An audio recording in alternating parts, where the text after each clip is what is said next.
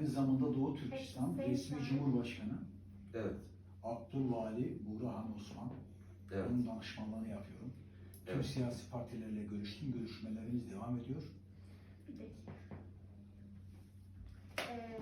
I am a formal East Turkestan. So East Turkestan, I am a representation of East Turkestan as our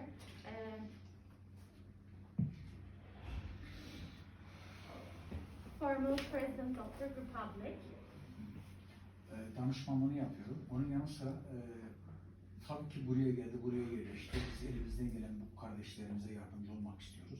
Daha doğrusu kendisi anlatsın, kısa bir kendini tanıtırsa. Evet. Türkçe'de konuşuyor. Memnun oldum başkanım bu arada. Öncelikle Büyükelçimiz bu arada hoş gelmişler. Genel Başkanımız Sankon, Allah razı olsun davet ettiğiniz için. Kamboçya, Sorry. Initially, I really thank you, my Sankon president, to invite us here. Kamboçya Büyükelçimizden bir yerde olduk için onur duyuyoruz. And we are honored to be here because of with you today.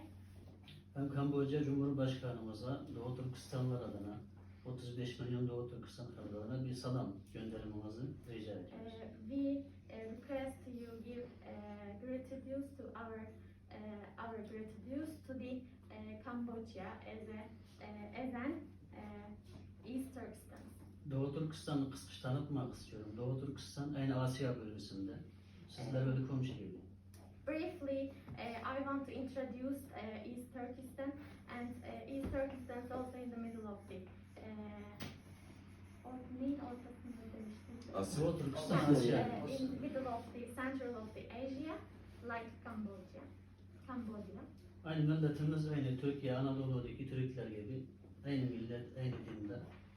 Our nations, similar like the Turkish people, they are in the same nations, they are in the same religions. Türkiye'ye hem Türkiye'li kardeşlerimiz nasıl gözle baksınız, Doğu Türkistan'a aynı gözle baksınız olur. Whenever you want to give a perspective to the Turkish nations, you can give this perspective, look at this perspective. In the same perspective, we are not different from the Turkish people. Şimdi Doğu Türkistan'da Çin zulmü, Çin işkencesi devam ediyor. İnşallah bu zulüm bitecektir. Doğu Türkistan özgür olduğu zaman inşallah her zaman Kamboçya'yla iyi ilişkiler, iyi ticarette. The torture in the East Turkestan unfortunately continue. After these tortures, we hope that is finished. Bittiğinde. Evet. Sizin bir Doğu Türkistan için bir iki kelime konuşmanızı rica ediyorum. I request to speak about East Turkestan.